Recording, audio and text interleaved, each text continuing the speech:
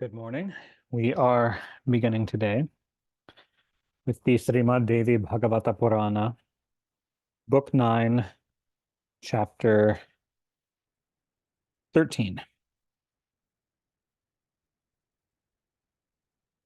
Continuing on talking about Ganga Devi, Narada said, O Lord of the Devas, kindly say into what loka did Ganga go after the 5,000th year of the Kali Yuga? So this is another confirmation, as we keep getting several, that this is referring to the events of a far past distant cycle of the world, a cycle of the world in the far distant past, in which the Ganga Devi already left the earth, before the coming even of our current incarnation of Ganga. So after the 5,000th year of the Kali Yuga to which they refer, which is not our present Kali Yuga, but a different one, Ganga left the earth. And he's asking, where did she go? Narayana said, the Bhagirati Ganga came down to Bharata under the curse of Bharati, and when the term expired, she went back, by the will of God, to the region of Vaikunta. Also at the end of the period of their curses, Bharati and Lakshmi too left Bharata and repaired to Narayana. Ganga, Lakshmi, and Saraswati, these three, and Tulasi, all these four, are so very dear to Sri Hari. Narada said, how did Ganga appear from the lotus feet of Vishnu? Why did Brahma put her in his kamandalu, his water pot? I have heard that Ganga is the wife of Shiva. How then came she to be the wife of Narayana? Kindly describe all these in detail to me. Narayana said, O Muni, in ancient times, in the region of Goloka, Ganga assumed the liquid appearance. She was born of the bodies of Radha and Krishna. So she is of the nature of both of them, and their anshas, or their portions. Ganga is the presiding deity of water. She is unequaled in her beauty in this world. Always full of youth, or unaging despite her ancientness, and adorned with all ornaments. Her face was like the autumnal midday lotus, and a sweet smile always reigned on her lips. Her form was very beautiful. Her color was as bright as molten gold, and she looked brilliant like the autumnal moon. Eyes and mind get cool and become pleasant at her beauty and radiance. She was of purely Shuddha Sattva. The loins were bulky and hard, and she was covered with excellent clothing all over her body. This is, of course, describing the beauty of her humanoid form rather than her water form. Her breasts were plump and prominent, raised hard and nicely round. Her eyes were very fascinating, always casting sidelong glances. Her braids of hair were situated a little oblique, and the garland of malati flowers over her hair made her look extremely handsome. The sandal paste dot and the vermilion dot were seen on her forehead. On her cheeks were drawn leaves of musk, and her lips were red like bandhuka flowers and looked enchanting. Her rows of teeth looked like rows of ripe pomegranates. The ends of her cloth, which could not be burned by fire, she wore in front in a knot round the waist. She sat by the side of Krishna, full of amorous desires and abashed. She covered her face with the end of her cloth and was gazing with a steadfast gaze upon the face of the Lord and drinking the nectar of his face with great gladness. Her lotus face bloomed and became gladdened at the expectation of the beginning of an amorous embrace. She fainted on seeing the form of her Lord, and a thrill of joy passed all over her body. In the meanwhile, Radhika came there. Radha was attended by 30 kotis of gopis. She looked brilliant like tens of millions of moons. Seeing Ganga by the side of Sri Krishna, her face and eyes became reddened with anger, like a red lotus. Here we have, so to set this in its context, just a few chapters earlier, it was cast that the entire ninth book of the Bhagavatam, of the Devi Bhagavatam,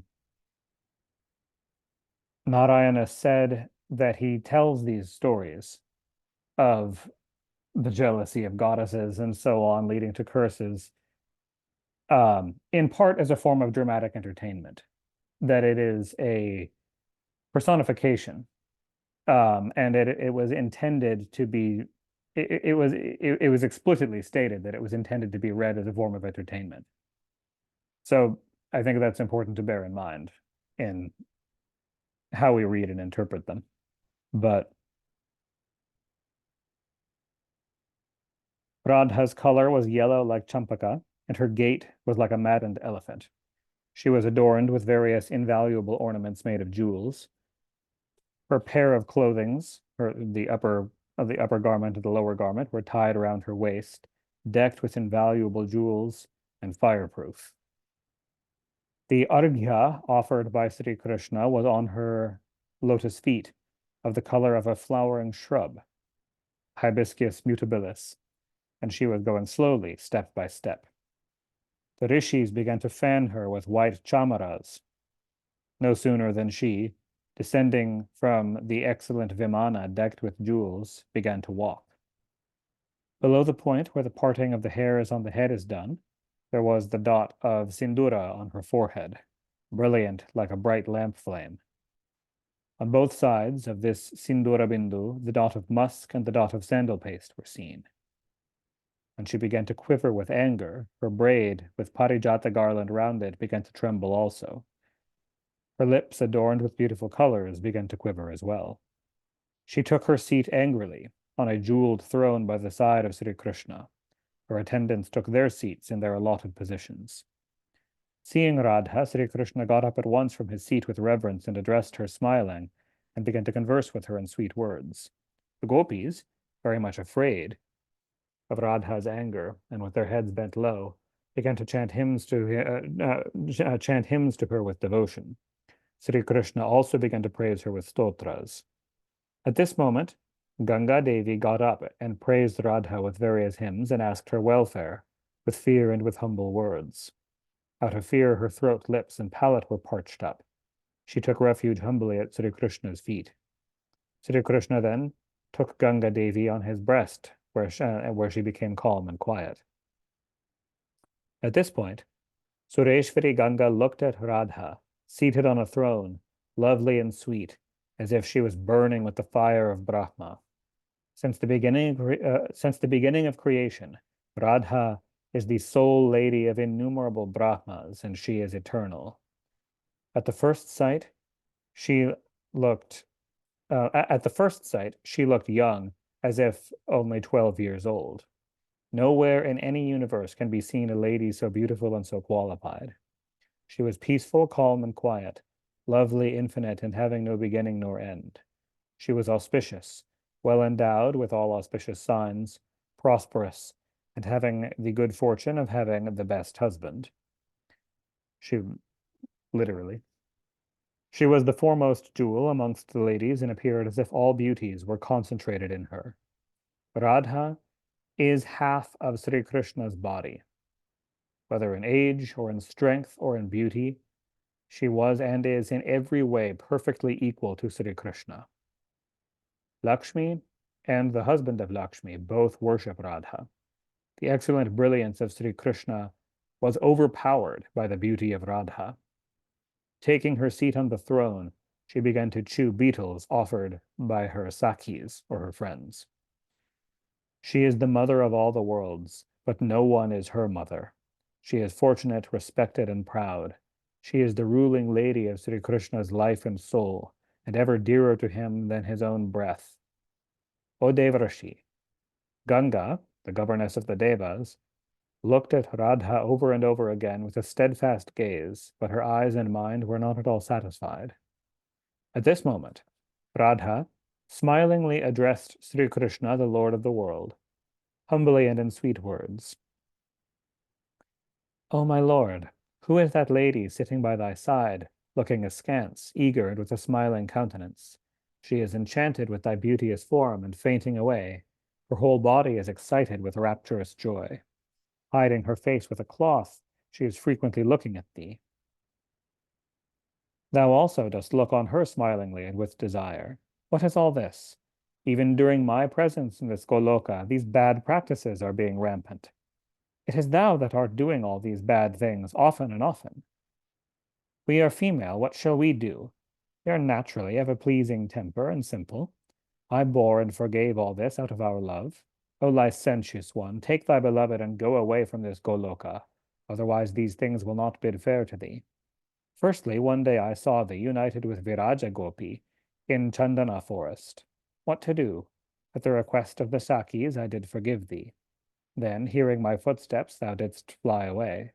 Viraja, out of shame, quitted her body and took the form of a river, 1,000,000 yojanas wide and 4 times as long. Even to this day, that Viraja river is existing, testifying to thy glory. When I went back to my home, thou didst go to Viraja again, and cried aloud, O Viraje, O Viraje. Hearing your cry, Viraja, the Siddha Yogini, arose from the waters out of her yogic power, and when she showed thee her divine appearance decked with ornaments, thou didst draw her to thy side and cast thy seed in her. It is owing to the casting of that seed in the womb of Viraja that the 7 oceans have come into existence. Secondly, one day I saw thee in actual intercourse with the gopi named Shobha. Hearing my footsteps, thou fled away that day also. Out of shame, Shobha quitted her body and departed to the sphere of Chandramandala. The cooling effect of the moon is due to the presence of Shobha there. When Shobha was thus distressed, thou didst divide her and put some parts to gems and jewels, parts to gold, partly to excellent pearls and gems, partly on the face of all women, partly to the bodies of kings, partly to the leaves of trees, partly to flowers, partly to ripe fruits, partly to corns, partly to palaces and temples, partly to purified materials, partly to young and tender shoots and foliage, and partly to milk. Thirdly, I saw thee united with Prabha Gopi in Vrindavana. Thou fledst away, hearing my footsteps. Out of shame, Prabha quitted her body and departed to the atmosphere of the sun. This Prabha is the fierce luminosity of the solar atmosphere. Out of the pangs of separation, thou did cry and divide Prabha and put some parts into fire, parts amongst the yakshas, partly into lions, partly among men, partly amongst the devas, partly in Vaishnavas, partly in serpents, partly in Brahmanas, partly in munis, partly in ascetics, and partly into fortunate and prosperous ladies. Thou hadst to weep then after thou hadst thus divided Prabha for her separation. Prabha being the luster, like a bright shining quality. Fourthly, I saw thee in loving union with the gopi Shanti in Rasa Mandalam.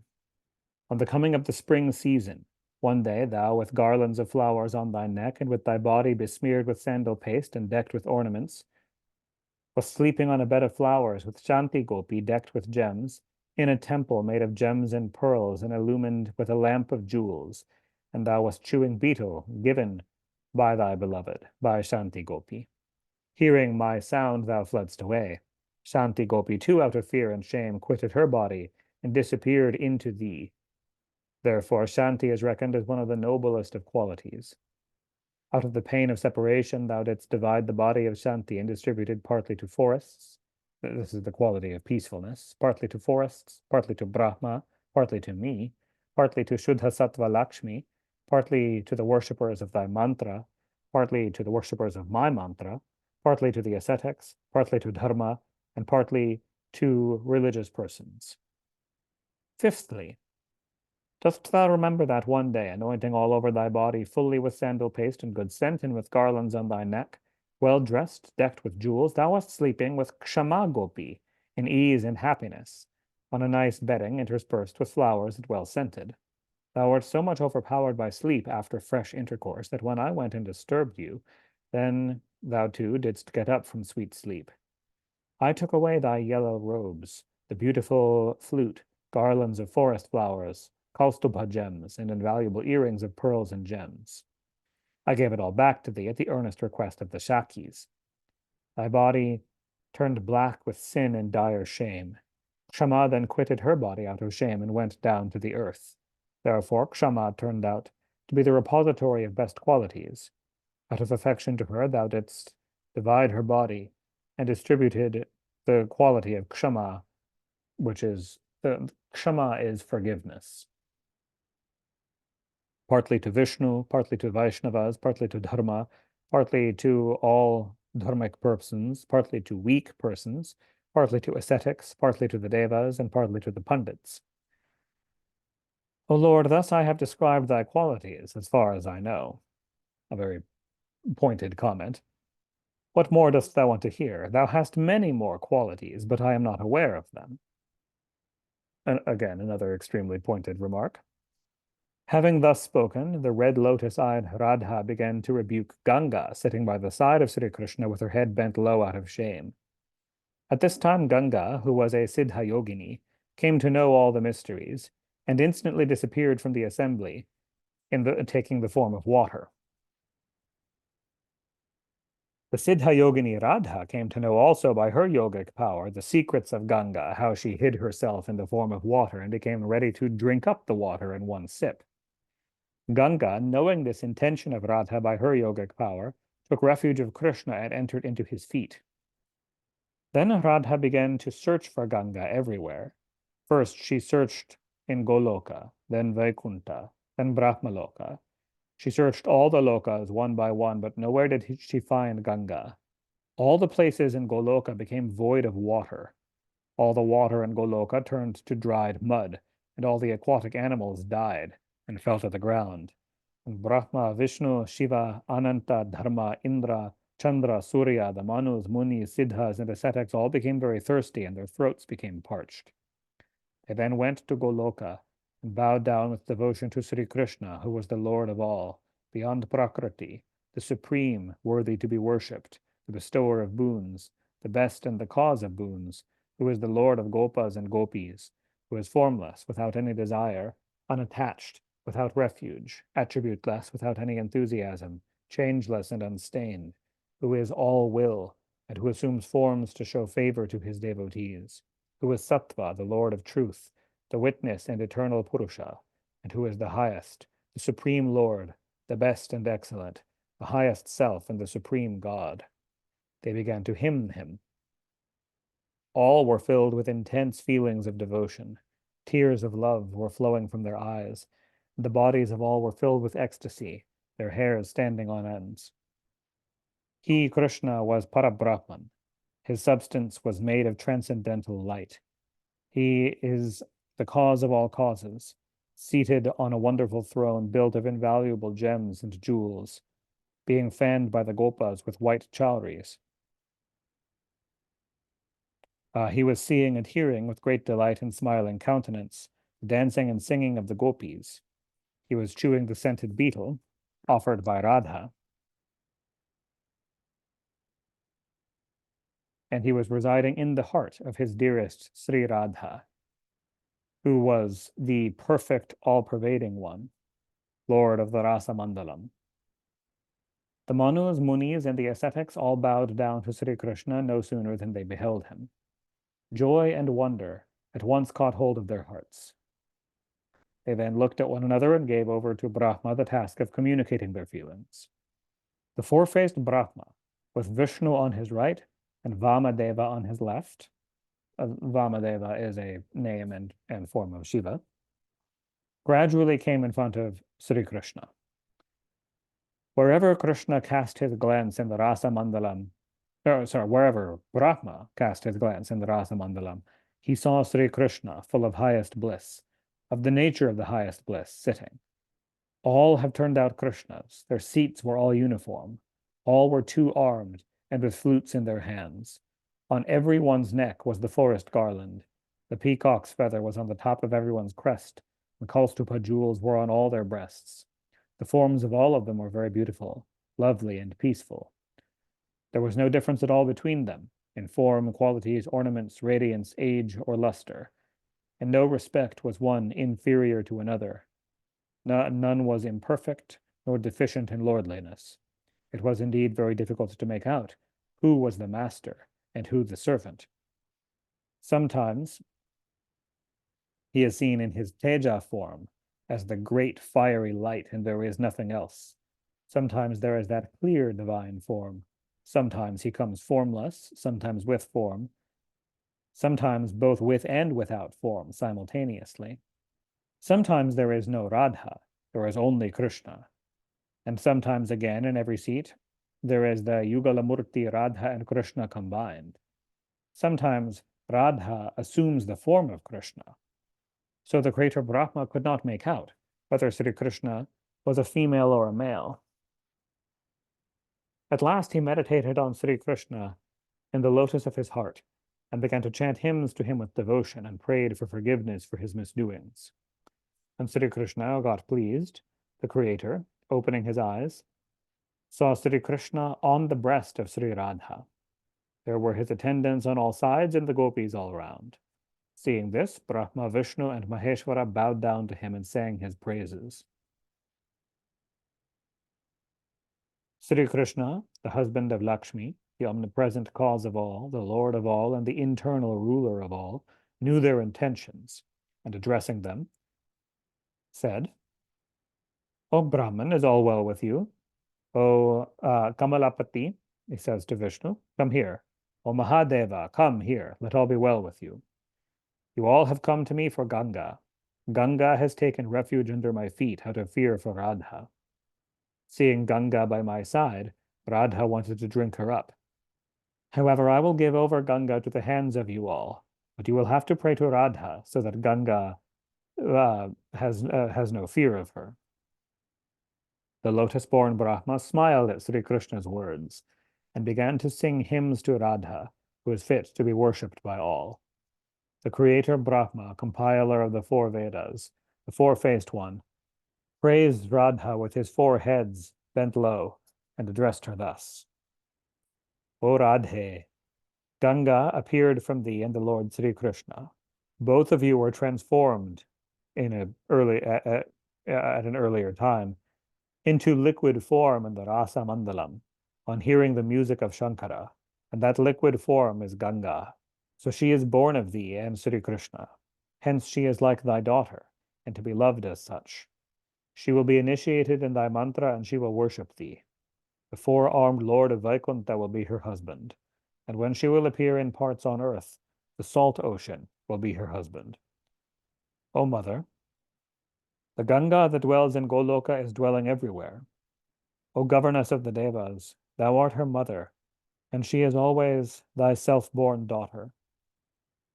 Hearing thus the words of Brahma, Radha gave her assent towards the protection of Ganga, and then Ganga appeared from the toe tip of Sri Krishna. The liquid Ganga then assumed her own form, and getting up from water, was received with great honor by the Devas. Bhagavan Brahma took a little of that Ganga Jal in his Kamandalu, and Bhagavan Mahadeva kept some of it on his own head. The lotus-born Brahma then initiated Ganga into the Radha mantra and gave her instructions. Radha Stotra according to the Samaveda, Radha Kavacha, Radha Dhyana, the method of worship of Radha, and Radha's Purascharana, all of the formal methods of Radha worship. Ganga worshipped Radha according to these instructions and went to Vaikuntha. O Muni, Lakshmi, Saraswati, Ganga, and the world-purifying Tulsi, these four became the wives of Narayana. Krishna then smiled and explained to Brahma the history of time, hardly to be comprehended by others. Then he spoke, O Brahma, O Vishnu, O Maheshwara, now you had better take Ganga, and I will now tell you what a change has been effected by this time. Here. You, the Trideva, And the other devas, munis, manos, siddhas, and other mahatmas that are present here are living now. This region of Goloka is not affected by time. But now the kalpa is going to expire. So in the other regions than Goloka and Vaikuntha, the Brahmas, etc., that were existing in all the other universes have all now dissolved into my body. O lotus-born, save for Goloka and Vaikuntha, all are now underwater, the pre-state of earth, or in other words, are dissolved into the tattva of water.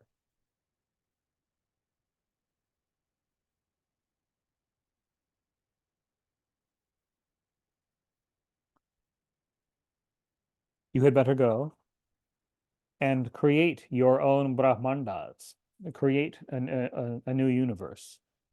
And Ganga will go to that newly created Brahmanda. I will also create other worlds and the Brahmas thereof. Now you had all better go with the Devas and do your own works respectively. You have waited here for a long interval. As many Brahmas that have fallen, all shall appear again. Thus saying, Sri Krishna, the husband of Radha, went to his inner chamber. The Devas also instantly retired from that spot upon receiving his order and engaged themselves earnestly in the work of the creation of a new universe.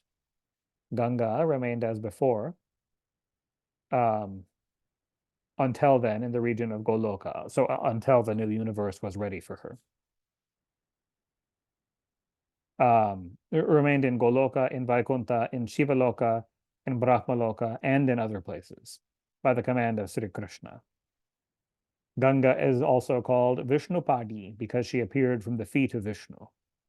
Thus I have described to you this pleasant, essential story of Ganga leading to liberation. What more do you now want to hear? Say. And here ends the 13th chapter on the story of Ganga in the 9th book in the Mahapuranam Srimad Devi Bhagavatam of 18,000 verses by Maharshi Veda Vyasa. Chapter 14. Narada said, O Lord, Ganga, Lakshmi, Saraswati, and the world-purifying Tulsi, these four are dearest to Narayana. Out of these, Ganga went to the region from the region of Goloka to Vaikuntha, so I have heard. But how did she come to be the wife of Narayana? I have not heard. Kindly describe this. Narayana said, Brahma came from Goloka to the region of Vaikuntha, accompanied by Ganga. Brahma said to Narayana, O Lord, Ganga, born of the bodies of Radha and Krishna, full of youth, modest, extraordinarily beautiful, of pure Shuddha Sattva, and void of anger and egoism, does not wish to marry anyone but thee, as she is born of thee. But Radha is of a very proud nature and very wrathful. She was even ready to drink up Ganga. But Ganga, at once and intelligently, took refuge into the feet of Sri Krishna. So the whole Goloka became void of water. Seeing this, I have come here to know in particular the whole story of the case. Then Sri Krishna, the knower and ruler of the hearts of all, came to know my heart and instantly caused Ganga to issue from his toe and handed her over to me. I bowed down to Sri Krishna, and now I have come with Ganga to thee.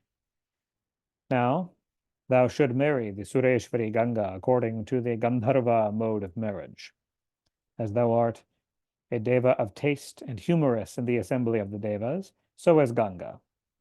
As thou art a gem amongst men, so is she a gem amongst women.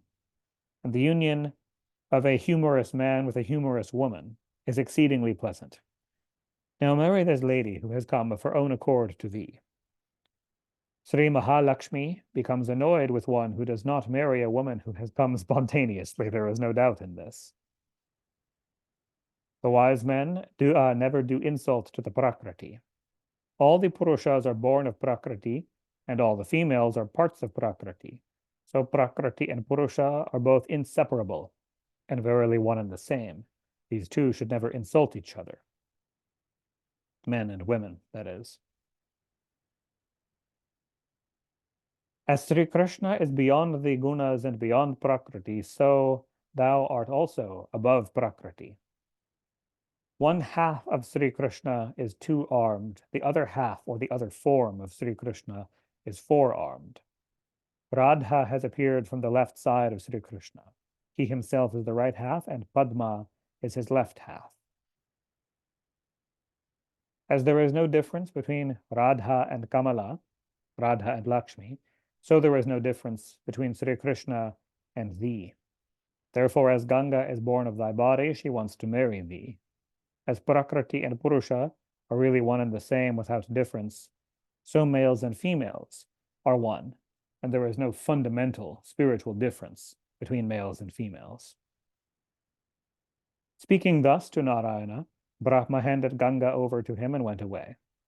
Narayana then married Ganga, smeared with sandal paste and flowers, according to the rule of the Gandharva marriage. Gandharva marriage means essentially just having sex and then saying you're married. There is no further, at most you garland each other, but there's no further ceremony involved, just mutual consent. To compare it with a modern form of marriage, it would be called an elopement. The husband of Lakshmi then spent his time happily in enjoyment with Ganga.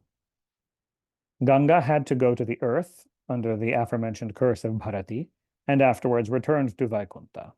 As Ganga appeared from the feet of Vishnu, she is called Vishnupadi.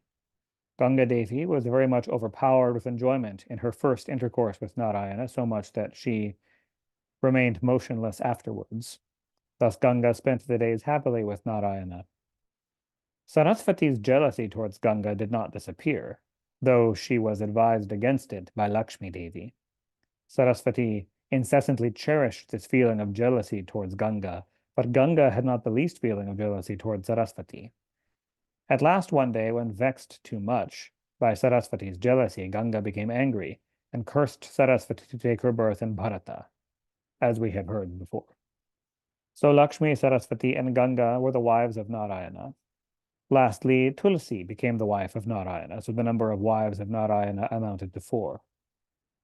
And here ends the 14th chapter in the 9th book on the story of Ganga becoming the wife of Narayana and the Mahapuranam Srimad Devi Bhagavatam of 18,000 verses by Maharshi Vedavyasa. Chapter 15. Narada said, O Bhagavan, how came the pure chaste Tulsi to be the wife of Narayana? Where was her birthplace, and what was she in her previous birth? What family did she belong to? Whose daughter was she? And what austerities did she practice, that she got Narayana for her husband, who is above Prakriti, not liable to change without any effort, the universal self, Parabrahman, and the highest God, who is the Lord of all, omniscient, the cause of all, the receptacle of all, omnipresent, and the preserver of all? And how did Tulsi, the chief Devi of Narayana, turn into a plant, since Tulsi is, of course, the holy basil plant? Herself quite innocent, how was she attacked by the fierce Asura? He references that, of course, he already knows some of the story, that she was attacked by a fierce Asura. O remover of all doubts, my mind, plain and simple, has become restless. I am eager to hear all this, so kindly cut asunder all my doubts. Narayana said, O Narada, the Manu Daksha Savarani was very dharmic, devoted to Vishnu, of wide renown, of a great name, and born of Vishnu's Ansha. Daksha Savarani Manu's son, Brahma Savarani Manu, was also very dharmic, devoted to Vishnu, and of pure Shuddha Sattva Guna. Brahma Savarani Manu's son, Dharma Savarani Manu, was devoted to Vishnu, and he was the master of his senses. Dharma Savarani Manu's son, Rudra Savarani Manu, was also a man of restraint and very devoted. Rudra Savarani's son was Deva Savarani, also devoted to Vishnu. Deva Savarani's son was Indra Savarani. He too was a great bhakta of Vishnu. His son was Vrashadhvaja, but he was a fanatically devoted Shaiva rather than Vaishnava. At Vrashadhvaja's house, Shiva himself remained for 3 yugas, according to the Deva measure.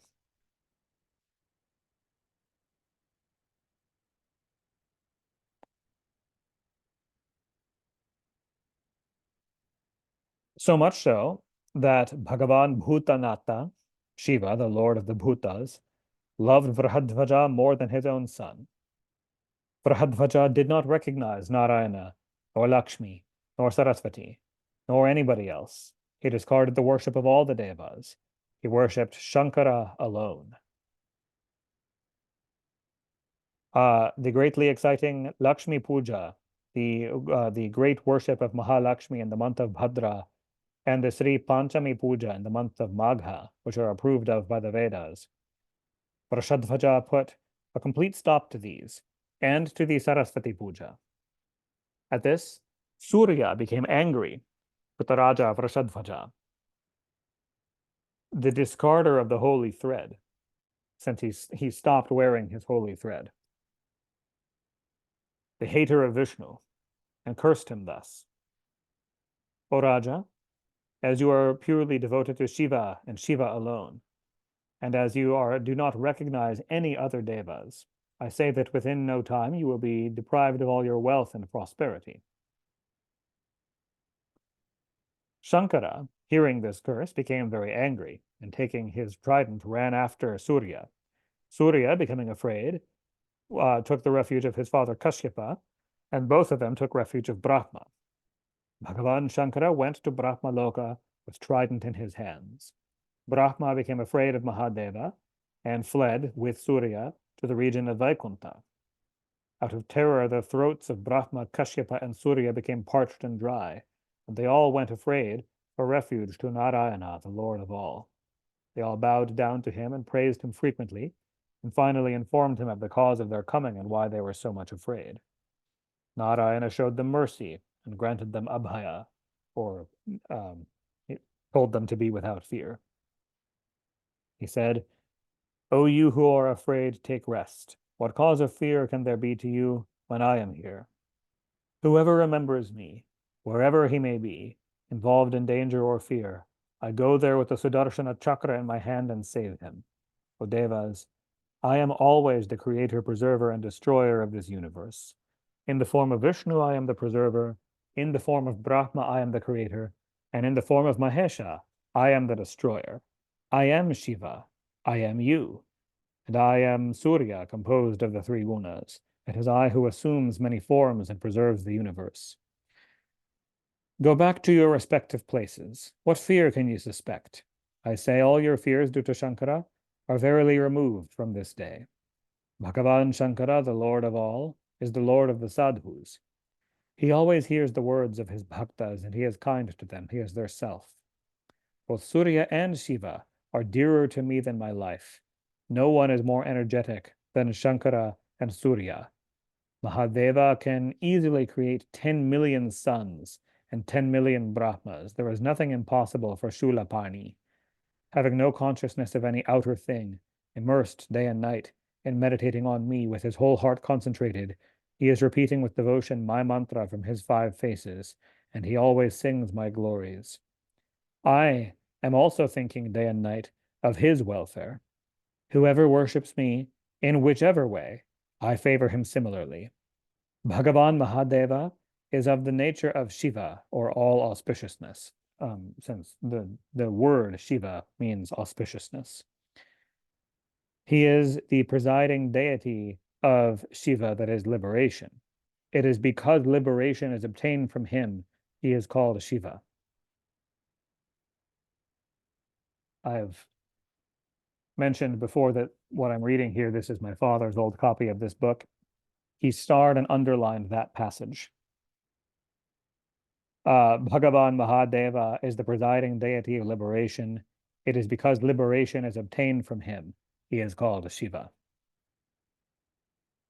O dear Narada, while Narayana was thus speaking, the trident holder Mahadeva, with his eyes red like reddened lotuses, mounted on his bull, came up there and getting down from his bull, humbly bowed down with devotion to the husband of Lakshmi, peaceful and higher than the highest.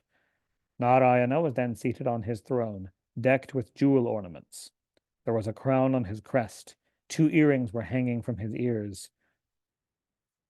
The chakra was in his hand, garlands of forest flowers on his neck. He was of the color of a fresh blue rain cloud, his form exceedingly beautiful. 4 armed attendants were fanning him with their 4 hands. His body was smeared all over with sandal paste, and he was wearing the yellow garment. That Bhagavan, distressed with the thought of welfare for his bhaktas, the highest self, was sitting on a jeweled throne and chewing the betel leaf offered by Padma, and with smiling countenance was seeing and hearing the dancing and singing of the Vidyadharis.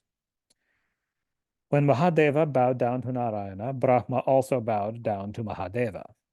Surya, too, surprised, bowed down to Mahadeva with devotion. Kashyapa, too, bowed, and with great bhakti began to praise Mahadeva. On the other hand, Shankara praised Narayana and took his seat on the throne. The attendants of Narayana began to fan Mahadeva with white chowries. Then Vishnu addressed him with a sweet nectar-like voice and said, O Maheshvara, what brings thee here? Hast thou been angry? Mahadeva said, O Vishnu, the Raja Vrashadhvaja is my great devotee. He is dearer to me than my life. Surya has cursed him, and so I am angry. Out of affection for a son, I am ready to kill Surya. Surya took Brahma's refuge, and now he and Brahma have taken thy refuge. And those who, being distressed, take thy refuge, either in mind or in word, become entirely safe and free from danger. They conquer death and old age. What to speak of them then, who come personally to thee and take thy refuge? The remembrance of Hari takes away all dangers, and all good comes to them. O Lord of the world, now tell me what becomes of my stupid bhakta, who has become devoid of fortune and prosperity by the curse of Surya. Notably, Shiva calls his bhakta stupid for rejecting the worship of other gods than him. Vishnu said, O Shankara, 21 yugas elapsed within this 1/2 Ghatika by the coincidence of Deva, or by the divine will. Now go quickly to thy abode. Through the unavoidable coincidence of cruel fate, Vrashadhvaja has died. His son Ratadhvaja too has died. Ratadhvaja had 2 noble sons, Dharmadhvaja and Kushadhvaja. Both of them are great Vaishnavas, but through Surya's curse they have become luckless.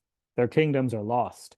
They have become destitute of all property, prosperity, and they are now engaged in worshipping Mahalakshmi. Mahalakshmi will be born in parts from their 2 wives. Then again, by the grace of Lakshmi, Dharmadhvaja and Kushadhvaja will be prosperous and shall become great kings. O Shambhu, your worshipper of Radhadvaja is dead. Therefore, thou shalt go back to thy place. O Brahma, O Surya, O Kashyapa, you all also better go to your places respectively. O Narada, thus saying, Bhagavan Vishnu went with his wife to their inner rooms. The Devas also went gladly to their own places respectively. And Mahadeva, who is always full within himself, departed quickly to perform his tapas. Here ends the 15th chapter on the question of the story of Tulsi. We haven't even gotten to Tulsi yet, but this is the beginning of the story of Tulsi. In the 9th book, in the Mahapuranam Srimad Devi Bhagavatam of 18,000 verses by Maharshi Vedavyasa. Chapter 16. Sri Narayana said, O Muni, Dharmadhvaja and Kushadhvaja practiced severe tapasyas and worshipped Lakshmi. They then got separately their desired boons.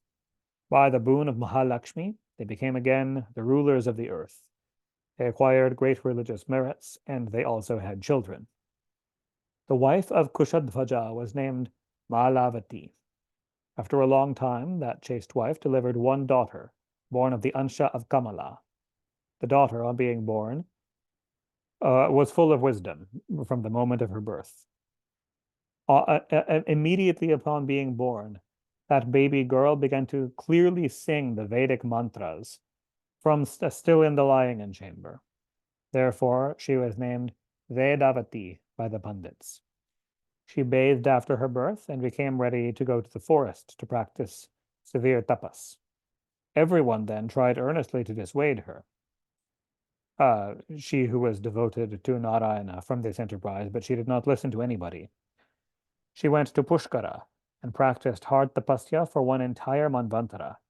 Yet her body did not get a bit lean. Rather, she grew more plumpy and fatter. By degrees, her youth began to show signs in her body. One day she heard an incorporeal voice from the air above. O fair one, in your next birth, Sri Hari, adored by Brahma and other gods, will be your husband. Hearing this, her joy knew no bounds. She then went to the solitary caves in the Gandhamadana mountain to practice tapas again. When a long time passed away in this tapasya, one day the irresistible Ravana came there as a guest. No sooner Vedavati saw that she had a guest than she gave him, out of devotion to the guest, water to wash his feet, delicious fruits, and cool water to drink. That villain, Ravana, accepted the hospitality, and sitting there began to ask, O auspicious one, who are you? Seeing the fair smiling lady with beautiful teeth, her face blooming like the autumnal lotus, of heavy loins and of full breasts, that villain became lusty. He lost entirely all consciousness of himself and became ready to make violence on her and rape her. Seeing this, the chaste Vedavati became angry, and out of the power of her tapas, astounded Ravana and made him unable to move. He remained motionless like one inanimate. He could not move his hands nor feet, nor could he speak. That wicked fellow then mentally recited praises to her, hoping for her forgiveness. And the praise of the higher Shakti can never go futile. She became mollified and granted him religious merits in the next world, but she also pronounced this curse, that when you have sought to touch my body out of lust, then you will be ruined with your whole family. Now see my power. O Narada, thus saying to Ravana, Vedavati left her body by her yogic power. Then Ravana took her corpse and delivered it to the Ganga, and then he returned to his own home. But Ravana thought over the matter repeatedly and thought, what a wonder have I seen! What a miracle this lady has wrought! Ravana thus lamented. This Vedavati, of pure character, took her birth next as Sita, the daughter of Janaka. For the sake of this Sita, in fulfillment of Vedavati's curse, when he touched Sita against her will out of lust, Ravana was ruined together with his entire family. By the religious merits of her previous birth, that ascetic lady got Bhagavan Hari Sri Ramachandra, the fullest of the full, for her husband, and remained for a long time in great enjoyment with the Lord of the world, a thing very difficult to be attained. Though she was a Jatismara, knowing all about her past lives, she did not feel any pain due to her practicing severe austerities in her previous birth, for when such pains end in success, the pains are then not felt at all. Sita, in her fresh youth, enjoyed various pleasures with her husband, who was handsome, peaceful, humorous, and witty, the chief of the Devas, loved by women, well qualified, and just what she desired. But the all-powerful time is irresistible. The truthful Ramachandra, the scion of Raghu's family, had to keep the promise made by his father, and so, ordained by time, he had to go to the forest. He remained with Sita and Lakshmana near the sea. Once the god Agni appeared to Rama in the form of a Brahmana. Agni, in a Brahman form, saw Ramachandra morose and became himself mortified. Then the truthful Agni addressed the truthful Ramachandra. O Bhagavan Ramachandra, I now speak to you how time is now coming to you. Now has come the time when your Sita will be stolen. The course of destiny is irresistible. None is more powerful than time and fate. So give over your Sita, the world mother, to me, and keep with you this Chaya Sita, the shadow Sita that Agni Deva created. When the time of Sita's Agni Pariksha will take place, I will give her back to you. The Devas united have sent me to you. I am not truly a Brahman, but I am Agni Deva, eater of oblations.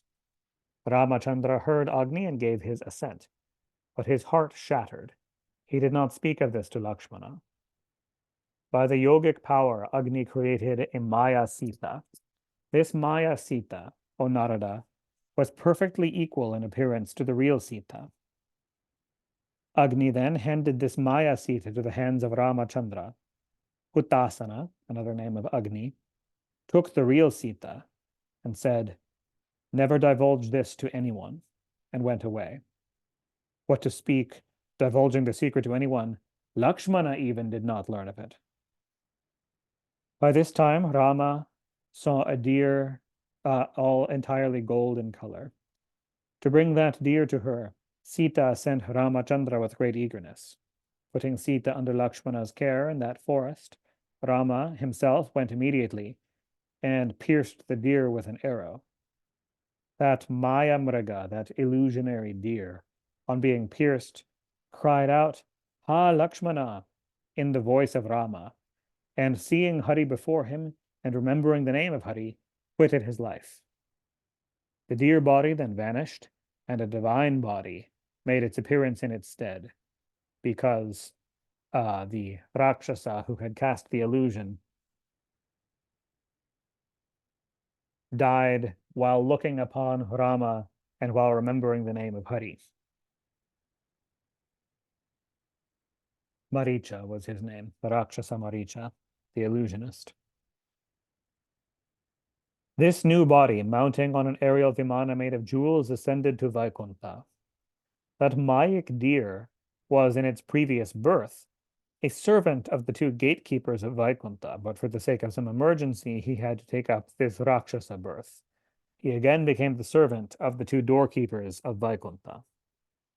On the other hand, Sita Devi, hearing this cry, "Ah, Lakshmana," became very distressed and sent Lakshmana in search of Rama. No sooner did Lakshmana leave the ashrama than the irresistible Ravana gladly took away Sita to the city of Lanka. Now Ramachandra, seeing Lakshmana on the way in the forest, became plunged in the ocean of sorrows, and without losing any time came hurriedly to the ashrama where he could not find Sita. Instantly Rama fell unconscious on the ground, and after a long time when he regained his consciousness, he lamented and wandered here and there in search of her. After some days on the banks of the river Godavari, getting some information of Sita, he built a bridge across the ocean with the help of his monkey armies. Then he entered with his monkey army into Lanka and slew Ravana with arrows, together with all his friends. When Sita's Agni Pariksha came, Agni handed over the real Sita back to Ramachandra. The Chaya Sita, or shadow Sita, then humbly addressed Agni and Ramachandra, "O Lord, what am I to do now? Settle my case." Agni and Ramachandra both then said to Chaya Sita, "O Devi, go to Pushkara and practice tapasya there. That place is the giver of religious merits, and then you will be the Svarga Lakshmi." Hearing this, the Chaya Sita went and practiced tapasya for 3 lakh divine years and became Mahalakshmi. This Svarga Lakshmi appeared at one time from the Yajna Kunda. She was known as the daughter of Drupada and became the wife of the 5 Pandavas. She was Vedavati, the daughter of Kushadvaja in the Satya Yuga, Sita, the wife of Rama and the daughter of Janaka in the Treta Yuga, and Draupadi, the daughter of Drupada in the Dvapara Yuga. As she existed in the Satya, Treta, and Dvapara Yugas, hence she is called Trihayani. Narada said, "O chief of Munis, a remover of doubts, why did Draupadi have 5 husbands? A great doubt has arisen in my mind on this point. Please remove my doubt." Narayana said, O Devarashi, when in the city of Lanka the real Sita came before Rama, then Chaya Sita, full of youth and beauty, became anxious what was to become of her. Agnideva and Ramachandra both told her to go to Pushkara and worship Shankara. While this Chaya Sita was practicing austerities to Shankara in Pushkara, she became anxious to get a good husband and asked from Mahadeva the boon, grant me a husband. And so, to tell the story in a little bit more clear detail, Shiva appeared before her in Pushkara at the conclusion of her tapas and said, ask a boon. And she was flustered by the appearance of Shiva before her. And she quickly said, grant me a husband 5 times. Grant me a husband, grant me a husband, grant me a husband, grant me a husband, grant me a husband. Shiva, the chief among the humorous and witty persons, hearing this and taking a humorous and witty response to the situation, said, oh dear, you will get your 5 husbands, and thus granted her this boon. Therefore, she became the dearest wife of the 5 Pandavas. Now, here are some other facts. When the war at Lanka was over, Sri Ramachandra got back his own dear wife Sita, and installing Vibhishana on the throne of Lanka, returned to Ayodhya. He ruled for 11,000 years in Bharata, and finally went to Vaikuntha with all his subjects. Vedavati, the incarnation of part of Lakshmi, dissolved in the body of Kamala. Thus I have described to you the pure story of Vedavati. Hearing this destroys sins and increases virtue. The 4 Vedas reigned incarnate in their true forms on the lips of Vedavati, hence she was named Vedavati. Thus I have told you the story of the daughter of Kushadvaja. Now hear the story of Tulsi, the daughter of Dharmadvaja. And here ends the 16th chapter in the 9th book on the avatarana of Mahalakshmi in the house of Kushadvaja in Srimad Devi Bhagavatam of 18,000 verses by Maharshi Vedavyasa. And I think that is a good place to break, bringing the story of Vedavati to a close. And the next chapter begins the story of Tulsi proper, which leads into the following chapters. So I think that we can begin next time.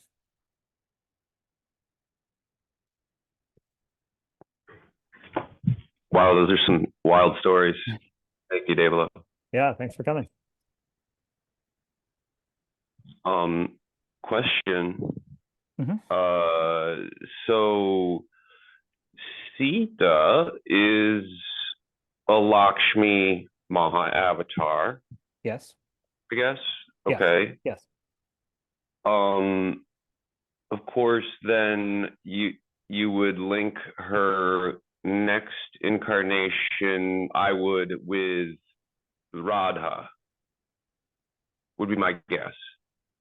Not next. Radha born on Earth was certainly an avatar, yes. But at the same time as Draupadi, in other words. I see what you're saying, yeah.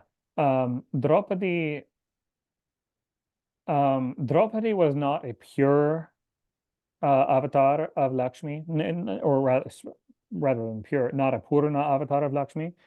Yeah. Draupadi was an Ansha, a partial reincarnation of not of the true Sita, but of Chaya Sita, the shadow Sita created by Agni. Oh, really? Yeah. Oh, oh, wow. Okay, so that I missed that little detail. Yeah. Got it. Wild. And what was the word again for the avatar? Or the Sita's substitute? Referred to as Chaya Sita, which means shadow Sita, or as Maya Sita, or the illusionary Sita. Right. So she was not Lakshmi avatar. She was created by Agni Deva. And she was the one who was reborn as Draupadi. Okay, that's a little. I think when I saw I didn't know what Chaya. I thought Chaya was maybe referring to the authentic. No, yeah, Chaya means shadow. Wow. Yeah. Okay, neat. And so Ram reacquired the real Sita. Yes. When the Maya Sita, now they made it sound, my assumption is that in this version of this depiction, the Maya Sita went into the purity fire test that Sita was made to take upon returning from Lanka and Ravana's abduction. And then they were like, oh, well, if she's pure, have her walk through the fire. One quick clarification. That Okay. is a very popular story. Clearly, you've heard that story. A lot of people have heard that story that Sita was made to do this test of purity. People said this. That's actually not entirely accurate. Okay. In no version of any form of the Ramayana did anyone make Sita do a test of purity in the fire. No one suggested that she should. In fact, they protested against it. It was entirely Sita's own idea. Wow. Um, to do that. And what we're hearing here is the reason for, like, no one else asked her to do it. In fact, they told her not to do it. Um, Oh, wow. and here it's revealed the reason why she did it was to do this switch. That it was Chaya Sita who was supposed to return to Agni through the fire and swap out back for the real Sita without anyone having known about the switch, since even Lakshman never knew about the switch. It was a Hmm. secret known only to her and Ram and to the Devas. So for that reason, Chaya Sita demanded this trial of fire as a way to cover her switch back with the real Sita. Yeah, wow. And so then in that story, then Chaya Sita did get devoured by the fire. No, she was fireproof. It didn't hurt her. She was taken by Agni, by the Deva of fire, Right. invisibly back into Agni Loka. So Wow. she and to onlookers, she was completely surrounded by flames, and then the real Sita, who was also fireproof, emerged unharmed. Oh, so they switched up in the flame in that. So they switched Wow. into flame, and nobody could see it. Yes, Cool. and neither one of them were harmed by it. Then the Chaya Sita after that went to Pushkara, did tapas to Shiva, earned a boon from Shiva, eventually died, and was reborn as Draupadi. I see. Right. Wow. Yeah, Complicated, but amazing. yeah, Neat. Yeah, that was cool to hear. The Ravana visited the pre-incarnation. yeah. Vedavati and got the curse, which Oh yeah. ended up bringing his destruction. Yeah, Yeah, neat. yep. Uh yeah, wow. I had never heard that whole like Agni warning Ram and doing the whole Mhm. on behind the scenes deal. Is that is this maybe a, I mean, do you know if there's other depictions of that, or There is are. this? There are. It's Oh, not unique to here. Yes, this is found in some other Puranas as well. Um, it was made most famous by the great, at least in modern, in recent centuries, it is most famous from Tulsidasa, the great saint Tulsidas, who wrote the Ramacharitamanasa. It's actually the most popular form of the Ramayana in North India, more popular than Valmiki's, is Tulsidas's Ramayana. He included this version entirely, sourcing it from scriptures like this. Um, so yeah, it's hmm. actually it's a fairly widely known version. And a lot of it in it's not found in Valmiki's Ramayana. Valmiki's gives the perspective of everybody watching the Agni Pariksha and doesn't talk about the Chaya Sita switch. But this is definitely known from other scriptures as well and from many great saints. Amazing. Yeah, Uh, so the Ganga was born of Radha Krishna, originally, yes. and then Radha did not recognize her daughter. She, well, daughter. It's a little bit of an anthropomorphization to think of her as her daughter. She's like Ah, born from Radha Krishna, like not straightforwardly as a child.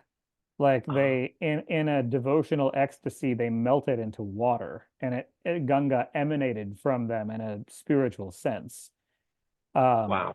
but it wasn't until later that Radha was sort of talked into thinking of Ganga as her daughter. Hmm. These aren't like the types of relationships between beings on that divine level is not one-to-one analogous to like embodied human relationships here on Earth. Um, but Hmm. but in a sense, she could be considered her daughter. Okay, cool. And this, of course, Radha Krishna,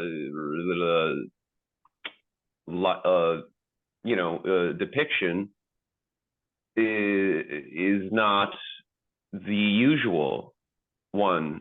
We characters, right? This is a different yuga, different This is what? beyond all yugas. This is in Right, Goloka, in the eternal highest celestial heaven. This isn't referring to the Radha and Krishna incarnated on Earth. right. Yeah,